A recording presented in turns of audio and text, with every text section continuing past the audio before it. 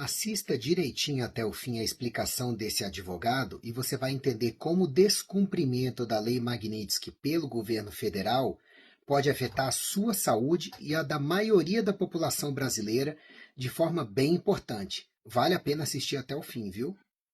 Transferir dinheiro para alguém sancionado usando um banco intermediário lá em Singapura, eles detectam em apenas 30 segundos. Mas vai além da tecnologia. Eles criaram uma rede de informantes digitais. Exchanges de criptomoedas, por exemplo, reportam transações suspeitas. Fintechs vão compartilhar dados de compliance e até empresas de cartão de crédito também viram espiões. É como se cada transação financeira no mundo fosse monitorada por um exército de algoritmos e também de delatores digitais. Para entender o poder dessa arma, veja o que fizeram com a Rússia em 2022. Em 72 horas, destruíram a economia russa. No dia 1, sancionaram os bancos russos. No dia 2, cortaram acesso ao SWIFT. No dia 3, congelaram 300 bilhões em reservas do Banco Central Russo. Resultado, o rublo desvalorizou 50% em uma semana. A inflação disparou 20%. O PIB do país contraiu 8% só no primeiro ano. E aqui está o detalhe principal. A Rússia teve 15 anos para se preparar para essas sanções. Criou sistemas alternativos, acumulou ouro, fez parcerias com a China e mesmo assim, a economia russa foi praticamente devastada. Vou dar exemplos mais detalhados de países que desafiaram o sistema americano. O caso do Irã, a lição de resistência. Entre 2010 e 2018, o Irã tentou resistir às sanções nucleares, criou um sistema bancário alternativo, usou permuta de mercadorias e até criou uma moeda digital própria. Os americanos responderam com sanções secundárias massivas, cortaram qualquer empresa que fizesse negócio com o Irã do sistema financeiro americano. O resultado veio em números. O PIB iraniano caiu 25% em 5 anos. A moeda se desvalorizou 90%. As importações caíram 80%. O país quase entrou em um colapso social. Só em 2018, o Irã capitulou e aceitou negociar um acordo nuclear. Mesmo assim, muitas sanções continuam até hoje. Outro caso da Venezuela, uma morte lenta. Venezuela tentou proteger funcionários sancionados usando bancos privados e empresas estatais. Os americanos escalaram gradualmente. Primeiro sancionaram Maduro, depois ministros, depois toda a PDVSA, que é a principal estatal petroleira da Venezuela, além do Banco Central e, finalmente, toda a economia venezuelana. O resultado disso é mais do que conhecido, né? O PIB venezuelano caiu 75% em 8 anos. A hiperinflação destruiu a moeda. 7 milhões e meio de venezuelanos deixaram o país, o que é 25% de toda a população. A Venezuela hoje é um cadáver econômico. Hoje produz apenas 10% da sua capacidade, o que antes eram 3 milhões de barris de petróleo por dia, hoje são apenas 300 mil. Já o caso da Coreia do Norte, um isolamento eterno. A Coreia do Norte criou um sistema financeiro paralelo mais sofisticado que existe. Bancos em Macau, empresas fantasmas em Hong Kong, até hackers cibernéticos para roubar dinheiro. Americanos simplesmente declararam: qualquer banco que toque em dinheiro norte-coreano será banido do sistema americano. Resultado, isolamento financeiro total há mais de 20 anos. O país só sobrevive porque China viola as sanções secretamente. Mesmo assim, a economia está em colapso permanente. A lição desses casos é clara: não importa quais alternativas você crie. Se os americanos decidirem te quebrar financeiramente, eles vão conseguir. O sistema financeiro global é como uma teia de aranha gigante e os americanos estão no centro dela. Qualquer vibração na teia, eles vão sentir. Qualquer movimento suspeito, eles vão atacar. O Brasil está completamente vulnerável. Mais vulnerável que o Irã, mais vulnerável que a Venezuela e mais vulnerável que até mesmo a própria Rússia. Isso porque a nossa economia é totalmente integrada ao sistema americano. Agora, vou simular exatamente o que aconteceria se o Brasil desafiasse as sanções Magnitsky. É um exercício de análise de risco que todo brasileiro precisa entender. Primeira semana, os americanos enviariam um ultimato formal. O Brasil tem 7 dias para instruir seus bancos a cumprirem as sanções contra Alexandre de Moraes ou enfrentará sanções secundárias. O governo brasileiro responde: não reconhecemos autoridade americana sobre o nosso sistema judiciário. Os bancos brasileiros não cumprirão essas sanções. Wall Street Journal, Financial Times, Bloomberg começam cobertura 24 horas desse evento. Investidores internacionais entrariam em pânico imediato. O risco do país dispara. Na semana seguinte, as primeiras retaliações começam. Primeira onda de sanções secundárias. 3 bancos americanos cortam o sistema de correspondent banking com o Banco do Brasil, Bradesco e Itaú, os maiores do país. Resultado imediato disso, o dólar salta de 5,50 para 7 dólares em uma semana apenas. A bolsa despenca praticamente uns 30% e a fuga de capital supera os 20 bilhões de dólares. Empresas começam a cancelar importações aos montes, não conseguem mais obter cartas de crédito, por exemplo. Os portos param de receber navios que dependem de financiamento internacional. Na terceira semana, as empresas empresas de tecnologia entram no jogo. Microsoft avisa que vai cancelar licenças de bancos brasileiros em 30 dias. Amazon suspende novos contratos com bancos brasileiros. Google bloqueia sistemas. Agora, vou explicar algo que nenhum político quer te falar. O preço humano real que os brasileiros pagariam se o governo decidisse proteger Alexandre de Moraes. Não é sobre economia abstrata não, tá? É sobre vida e morte. O primeiro impacto seria uma catástrofe sanitária sem precedentes. Eu vou te explicar por quê, não é exagero. E aqui está um dado que vai chocar vocês. O Brasil importa 95% dos ingredientes farmacêuticos ativos. Significa que 95% dos medicamentos vendidos no Brasil dependem de importações. Insulina para diabéticos, quimioterapia para pacientes de câncer, medicamentos para HIV ou remédios psiquiátricos. Sem acesso ao sistema financeiro internacional, laboratórios estrangeiros param de aceitar pagamentos brasileiros. É como se cortassem o oxigênio de um sistema de saúde nacional inteiro. Além disso, em relação a equipamentos médicos, seria ainda pior. O Brasil importa 80% dos equipamentos hospitalares. Marca-passos, desfibriladores, máquinas de hemodiálise, tomógrafos, respiradores. Imaginem hospitais com pacientes de UTI e os respiradores parando de funcionar porque não conseguem importar peças de reposição, por exemplo. Não conseguem pagar fornecedores estrangeiros. Cirurgias cardíacas canceladas porque não há como importar válvulas. Transplantes suspensos porque não há como pagar medicamentos anti-rejeição. Em 6 meses, teríamos uma crise humanitária comparável a uma guerra, praticamente. Milhares de mortes evitáveis por falta de medicamentos e equipamentos. Segundo impacto, a destruição do sistema alimentar brasileiro. E aqui um outro dado terrível. O Brasil importa 85% dos fertilizantes que usa. E sem fertilizantes, a produtividade agrícola despencaria pelo menos 60% em uma safra. Os preços dos alimentos disparariam. Arroz, feijão, carne, leite, tudo ficaria praticamente inacessível para a população mais carente do Brasil. Mas vai além da produção. O Brasil exporta 80 bilhões de dólares em produtos agrícolas por ano. Sem acesso ao sistema financeiro internacional, as exportações praticamente parariam. O resultado disso é que o agronegócio praticamente quebraria. Milhões de empregos rurais seriam perdidos, cidades do interior entrariam em colapso total por conta da economia ser dependente desse mercado. O terceiro impacto seria uma crise energética. O Brasil importa 70% do petróleo que refina aqui dentro. Importa 40% do gás natural que consome. Sem poder pagar fornecedores internacionais, as refinarias parariam. Os postos de combustíveis ficariam sem gasolina. Caminhões param de rodar. A distribuição de alimentos colapsa. Usinas termoelétricas ficariam sem gás. Isso causaria uma instabilidade no sistema elétrico. As indústrias param de produzir por falta de energia confiável dentro do país. É como se voltássemos lá no século XIX. Economia baseada